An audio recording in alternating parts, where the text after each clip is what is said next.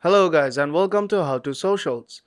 In this video I'm going to show you how to find and use Snapchat's Here For You mental health tool. So let's start. First, open the Snapchat app. When the app is opened, you have to tap on the search icon on the top left of the screen.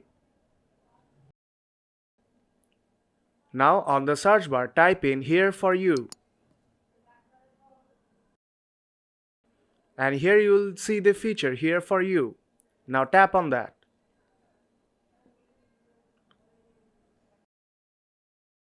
Now tap on subscribe.